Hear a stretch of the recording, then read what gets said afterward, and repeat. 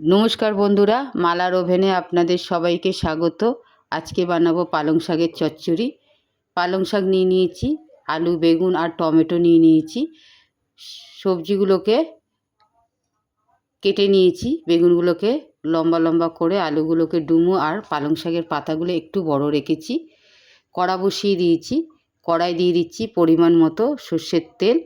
শাকের চচ্চড়িটা আমি সর্ষের তেলেই করব।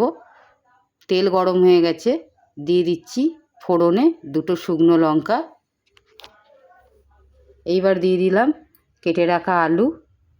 ফোড়নে আমি শুকনো লঙ্কার ব্যবহার করেছি, তবে পালং শাকের চচ্চড়িতে যদি রসুনের ফোড়ন দেওয়া যায় তাহলে তার স্বাদটা কিন্তু অনেক বেশি ভালো আসে। দিয়ে দিলাম কেটে রাখা বেগুন। যেহেতু শ্রাবণ মাস চলছে, আমরা সম্পূর্ণ 1 মাস নিরামিষ খাই, সেই কারণে রসুনের ফোড়নটা দিলাম না। আপনারা এই রকমভাবে যদি চচ্চড়ি বানান অবশ্যই রসুনের ফোড়নটা দেবেন। দিয়ে দিলাম দুটো কাঁচা লঙ্কা কেটে রেখেছিলাম সেইটা। আলু আর বেগুনটা একটু লাল করে ভেজে নেব। এইবার দিয়ে দিচ্ছি কেটে রাখা পালং শাকগুলো। পালং শাকের এই চচ্চড়ি গরম ভাতের সঙ্গে খুব ভালো লাগে। মিশিয়ে নিলাম।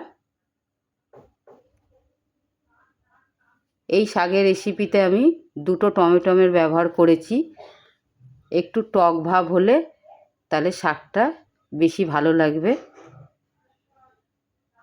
একটু মাঝখানটা ফাঁক করে টমেটোগুলো দিয়ে দিলাম।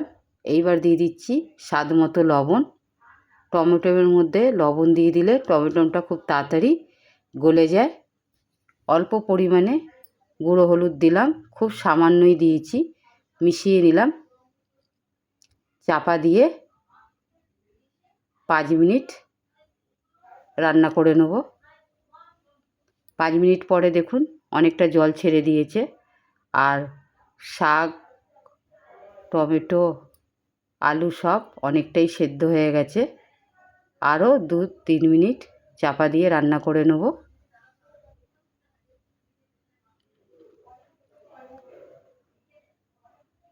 দু 3 মিনিট পরে জলটা পুরো শুকিয়ে গেছে, আলুটাও সেদ্ধ হয়ে গেছে।